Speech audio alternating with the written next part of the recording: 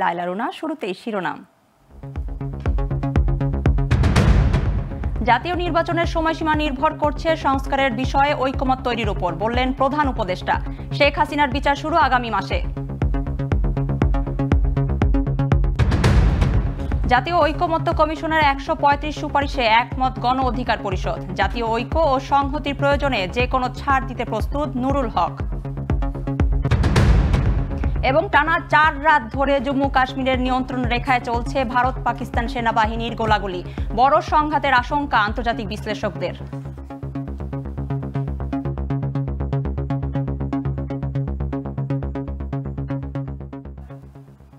দেখছিলেন শিরোনাম, এবার বিস্তারিত। জাতীয় সংসদ নির্বাচন আগামী বছরের জুনের মধ্যেই হবে, আবারও জোর দিয়ে বললেন প্রধান উপদেষ্টা ডক্টর মোহাম্মদ ইউনূস। তবে এই সময়সীমা নির্ভর করছে সংস্কারের বিষয়ে কতটা ঐকমত্য তৈরি হয় তার উপর। এছাড়া জুলাই আগস্ট গণহত্যা মামলায় ক্ষমতাচ্যুত প্রধানমন্ত্রী শেখ হাসিনার বিচার মে মাসেই শুরু হচ্ছে বলেও জানান তিনি। কাতার ভিত্তিক সংবাদ মাধ্যম আল জাজিরার এক সাক্ষাৎকারে এসব জানান প্রধান উপদেষ্টা। এ সময় জনগণ তাড়াতাড়ি ক্ষমতা হস্তান্তরের কথা বলছে না মন্তব্য করেন তিনি। বিস্তারিত জানাচ্ছেন আঞ্জাম খালেক। রোববার কাতার ভিত্তিক সংবাদ মাধ্যম আল জাজিরার বৈশ্বিক নেতাদের সাক্ষাৎকারমূলক অনুষ্ঠান টক টু আল জাজিরায় জুলাই বিপ্লব, সাবেক প্রধানমন্ত্রী শেখ হাসিনার ভারতে পালিয়ে যাওয়া, তার সরকারের দুর্নীতি সহ বিভিন্ন বিষয় নিয়ে কথা বলেন প্রধান উপদেষ্টা অধ্যাপক doctor Mohammad Yunus. Bangladesh came to a stage where corruptions and violations of all norms. বাংলাদেশে একটি সুষ্ঠু, নিরপেক্ষ এবং উদাহরণ সৃষ্টিকারী নির্বাচন উপহার দেয়ার দৃঢ় প্রত্যয় জানিয়ে প্রধান উপদেষ্টা বলেন, জনগণ অন্তর্বর্তী সরকারকে সরাসরি চলে যেতে এখনো বলছে না। So if the consensus is you have a larger number of items that we can agree on and we want to implement before the election, then we take a longer time. If they are not in a hurry to have the election and go a smaller version of the implementation, then we have the early election in December. If it takes a longer version, we go up to June. Beyond June, we don't go. প্রধান উপদেষ্টা বলেন, July August সংগঠিত গণহত্যা ও মানবতা বিরোধী অপরাধের ঘটনায় শেখ হাসিনার সংশ্লিষ্টতা জাতিসংঘের তদন্ত প্রতিবেদনে উঠে এসেছে। সেই ভিত্তিতেই মে মাসের শুরুতে আনুষ্ঠানিকভাবে তার বিচার প্রক্রিয়া শুরু হতে যাচ্ছে। We have our own research, own reports, what the terrible thing they have done. So the legal system is now functioning to bring them to trial. So the trial thing will start very soon, probably at the end of this month or the beginning of next. এ সময় রোহিঙ্গা সংকট সমাধান, আওয়ামী লীগের নির্বাচনে অংশ নেয়া এবং যুক্তরাষ্ট্র, ভারত, পাকিস্তান ও চীনের সঙ্গে সম্পর্ক নিয়েও কথা বলেন doctor Yunus. Part of it will be decided by the party itself to decide that they want to join or not. We don't know yet. They have not declared anything. And when it happens, what is the response from the election commission and so on and so forth. Rohingya, that's a separate issue.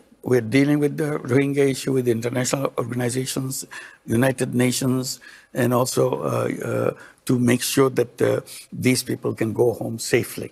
ভারতীয় প্রধানমন্ত্রী নরেন্দ্র মোদী শেখ হাসিনাকে চুপ রাখতে পারবেন না বলেও মন্তব্য করেন প্রধান উপদেষ্টা। I had a discussion with Prime Minister Modi. She should not be talking because it creates a lot of problem for us. She's giving speeches to incite people inside of Bangladesh, and we have to suffer from that. What did Prime Minister Modi say? He said, if I recollect, he said this is a country where social media is open to anybody. I cannot control that. Mohammed Yunus. আঞ্জাম Khalek, global television, Dhaka. জাতীয় ঐকমত্য কমিশনের ১৩৫টি সুপারিশের সঙ্গে একমত গণ অধিকার পরিষদ, জানিয়েছেন দলটির সভাপতি নুরুল হক নূর। সকালে কমিশনের সঙ্গে বৈঠক শেষে এ তথ্য জানান তিনি। আর যেসব সুপারিশে দ্বিমত আছে বা একেবারে মত নেই, সেগুলোর বিষয়ে আবারও আলোচনা হতে পারে। দলটির মতে জাতীয় ঐক্য ও সংহতির প্রয়োজনে যে কোনো ছাড় দিতে রাজি তারা। আব্দুল্লাহ শাফির প্রতিবেদন। সংস্কার প্রক্রিয়া এগিয়ে নিতে রাজনৈতিক দলগুলোর সঙ্গে ধারাবাহিক বৈঠকের অংশ হিসেবে এবার জাতীয় ঐকমত্য কমিশন বসে গণ অধিকার পরিষদের সঙ্গে। সোমবার সকাল 10টা থেকে প্রায় 4 ঘণ্টা ধরে সংস্কার প্রস্তাবনা নিয়ে চলে আলোচনা ও যোগ বিয়োগ। গণ অধিকার পরিষদ মনে করে পুলিশ প্রধানের নিয়োগ সাংবিধানিক কাউন্সিলের মাধ্যমে হওয়া উচিত। সংসদের মেয়াদ 4 বছর, এমপি প্রার্থীদের বয়স 23, সংবিধান পুনর্লিখন নয়, সংশোধন চায় বলেও জানান নুরুল হক নূর। 166টির মধ্যে 135টাতে আমরা মোটামুটি একমত। আরও যে বিষয়গুলোতে আমাদের আংশিক দ্বিমত রয়েছে সেগুলো আমরা একটা বিষয় বলেছি যে আলাপ আলোচনার ভিত্তিতে অন্যান্য দলেরও মতামত নিয়ে যদি সেগুলোতে একটা ঐক্যমতের জায়গা আসা যায় সেখানে আমরাও আমাদের মতামত থাকবে। গণ অধিকার পরিষদ মনে করে বহুত্ববাদের পরিবর্তে ধর্মীয় সম্প্রীতি, কেয়ারটেকারের মেয়াদ 4 মাস এবং মাতৃত্বকালীন ছুটি 2 বছর করা উচিত। চূড়ান্ত সংস্কার প্রস্তাবনা গণভোটের মাধ্যমে বাস্তবায়ন করা উচিত বলেও মত তাদের। আমরা সকলে যেন আসলে একটু জোর দিয়ে হলেও কমিটেড থেকেও যেন দেশ জাতির বৃহত্তর স্বার্থে এই কার্যকর সংস্কারগুলো আমরা বাস্তবায়ন করি। এই সংস্কারের ক্ষেত্রে যেন অবশ্যই ব্যক্তি, দল, গোষ্ঠীর চেয়ে আমরা জাতীয় স্বার্থ এবং দেশকে যেন প্রাধান্য দিই। রাজনৈতিক দলগুলোর সঙ্গে ঐকমত্য কমিশনের আলোচনার পর যদি প্রয়োজন হয় তাহলে জাতীয় ঐক্য ও সংহতি রক্ষার জন্য বড় কোনো ছাড় দিতেও প্রস্তুত গণ অধিকার পরিষদ। এর আগে কমিশন সহসভাপতি আলী রিয়াজ বলেন, সম্মিলিতভাবে জাতীয় সনদ তৈরি করতে সবার প্রচেষ্টা অব্যাহত রাখতে হবে। শুধুমাত্র সংস্কার কমিশনের প্রতিবেদন বা সংস্কার কমিশনের মতামত, সংস্কার কমিশনের সুপারিশই যথেষ্ট নয়। সকল রাজনৈতিক শক্তির, গণতান্ত্রিক শক্তিগুলোর জনমানুষের ঐক্যের মধ্য দিয়ে কেবলমাত্র আমরা বাংলাদেশকে একটি নতুন বাংলাদেশের দিকে অগ্রসর করতে পারব। জাতীয় ঐকমত্য কমিশন 39টি দলের কাছে মতামত চেয়েছে। এর মধ্যে 35টি দল তাদের মতামত কমিশনে জমা দিয়েছে। আর এখন পর্যন্ত 19টি দলের সঙ্গে সংস্কার প্রস্তাবনা নিয়ে আলোচনা করেছে। ফলে আপনাদের কাছ থেকে যে সহযোগিতা আমরা পেয়েছি। আব্দুল্লাহ শাফি, গ্লোবাল টেলিভিশন, ঢাকা। দেশের তরুণদের শক্তিকে কাজে লাগাতে নতুন কর্মসূচি নিয়েছে জাতীয়তাবাদী যুবদল, স্বেচ্ছাসেবক দল ও ছাত্রদল। সকালে রাজধানী নয়াপল্টনে বিএনপির কেন্দ্রীয় কার্যালয়ে এক সংবাদ সম্মেলনে এই কর্মসূচির ঘোষণা দেওয়া হয়। বিএনপির 3 সংগঠন যৌথভাবে আগামী মে মাসে 4টি বৃহত্তর বিভাগে 2 দিনের সেমিনার ও সমাবেশ আয়োজন করবে, যা জানিয়ে যুবদল সভাপতি আব্দুল মোনায়েম মুন্না বলেন, বিএনপির লক্ষ্য শুধু রাজনৈতিক উদ্যোগ গ্রহণ নয়, বরং একটি উন্নয়ন, উৎপাদনমুখী ও জনবান্ধব করার, যেখানে তরুণরা কেবল ভোটার নয় বরং আগামীর নীতি নির্ধারক, চিন্তাশীল অংশীদার ও ন্যায়ভিত্তিক রাষ্ট্র কাঠামোর নির্মাতা। তিনি আরও বলেন, সেমিনার আলোচনায় উঠে আসবে তরুণদের ক্ষমতায়নে একটি আধুনিক বাংলাদেশ নির্মাণের বিভিন্ন দিক। তারেক রহমানের দূরদৃষ্টি সম্পন্ন সিদ্ধান্তের কারণে কিন্তু আমরা 5ই আগস্টের পর থেকে আমরা সামাজিকভাবে রাজপথে থাকার পাশাপাশি কিন্তু প্রত্যেকটি এরিয়াতে আমরা পাহারা দিয়েছি, মন্দিরে পাহারা দিয়েছি। ফ্যাসিস্ট আওয়ামী লীগের দোসররা কিন্তু আজকে জামাত ইসলামীর আশ্রয়ে গিয়েছে কিংবা এনসিপিতে গিয়েছে বা অন্যভাবে কিন্তু কোনোভাবে বিভিন্ন জায়গায় প্ল্যাটফর্মে তারা ঢোকার চেষ্টা করছে। রোহিঙ্গা ক্যাম্পের ফেলা বর্জ্যে নষ্ট হচ্ছে কক্সবাজারের উখিয়ার কৃষকদের জমির পাকা ধান। এতে প্রতি বছর লোকসান গুনছে তারা। কৃষকদের দাবি, মাত্র 2 দিনের হালকা বৃষ্টিতেই রোহিঙ্গা ক্যাম্পের বর্জ্য ভেসে নষ্ট হয়েছে প্রায় 50 একরের বেশি জমির পাকা ধান, কিন্তু সমস্যা সমাধানে কোনো উদ্যোগ নেই। এদিকে স্থানীয় জনপ্রতিনিধি বলছেন, এই সমস্যা দীর্ঘদিনের, আর বিভিন্ন দপ্তরে বারবার যোগাযোগ করেও মিলছে না কোনো সমাধান। কক্সবাজারের উখিয়া থেকে দিদারুল আলম জিসানের তথ্যচিত্রের ডেস্ক রিপোর্ট। এটি কক্সবাজারের উখিয়া কুতুপালং এলাকায় রোহিঙ্গা ক্যাম্পের দৃশ্য। এখান থেকে লাখো রোহিঙ্গার পয়ঃবজ্র নিচে পড়ছে, আর এতে প্রতি বছর নষ্ট হয় 50 একরেরও বেশি জমির বোরো ধান। ফলে আর্থিকভাবে ক্ষতিগ্রস্ত হচ্ছে কৃষকরা। এমন ক্ষতিতে দিশেহারা তারা।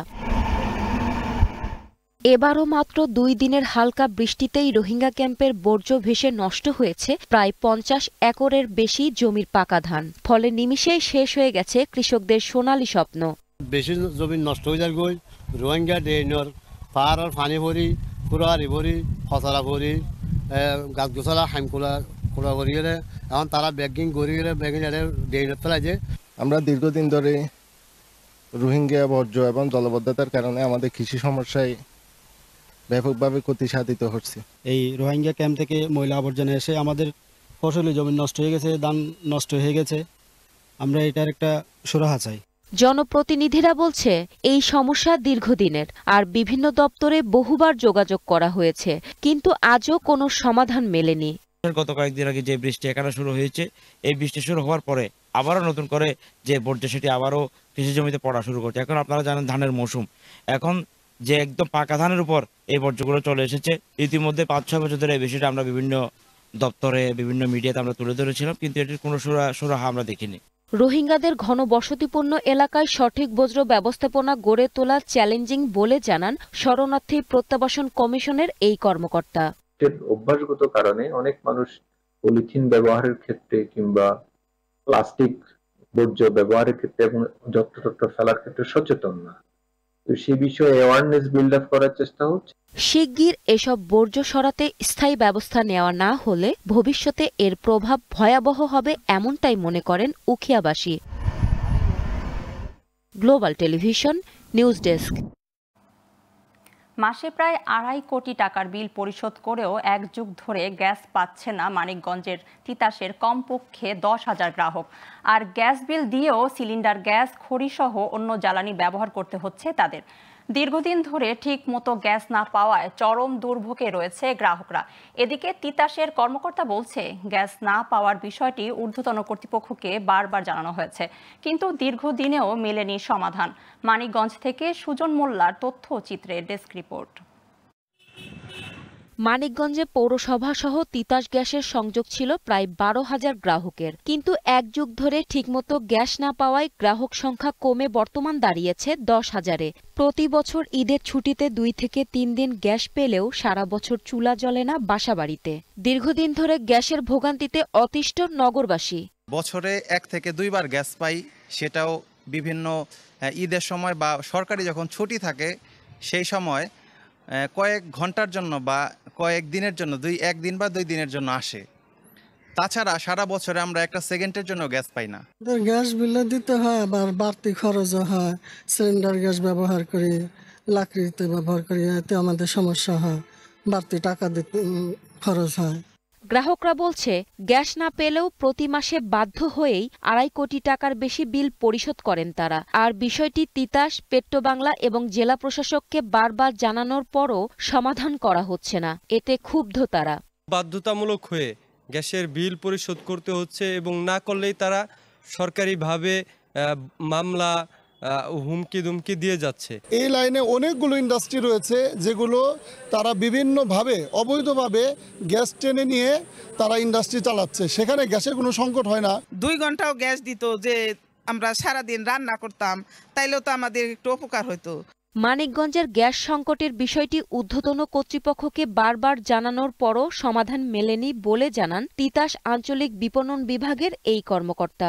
আমরা আমাদের ঊর্ধ্বতন কর্তৃপক্ষকে এটা জানাবো, তারপরে এটা আমাদের মানে এই টেবিলে আমার এখান থেকে তো আর করার কিছু নাই। এটা আমাদের নেটওয়ার্কের যে গ্যাসটা আসবে ওটি আমরা মানে কোনো একটা লকিং কর্ক রেগুলেটর বা লাইনে যদি সমস্যা থাকে সেইটা আমাদের এই অফিস থেকে সমাধান করতে পারবো, কিন্তু এই মানে সার্বিক সবাই যে গ্যাস পাচ্ছে না এটা তো আমাদের মানে আমার অন্তত এই টেবিলের ইয়ার বাইরে আর কি।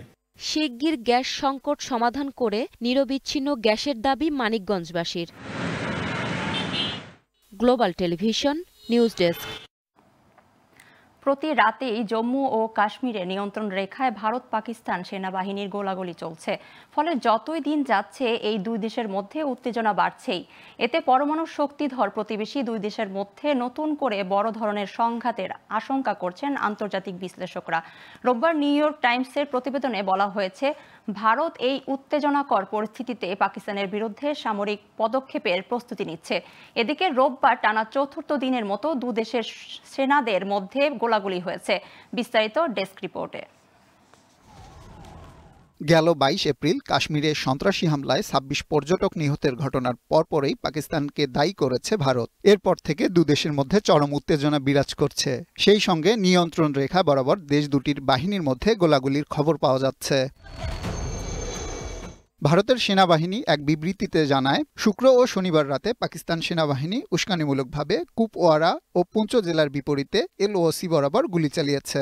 ভারতীয় বাহিনী তাৎক্ষণিক এর জবাব দিয়েছে। তবে এতে এখন পর্যন্ত কোনো হতাহতের খবর পাওয়া যায়নি। প্রতিবেদনে বলা হয়, প্রথমবারের মতো পাকিস্তানি বাহিনী পুঞ্চ জেলায় যুদ্ধবিরতি লঙ্ঘন করল।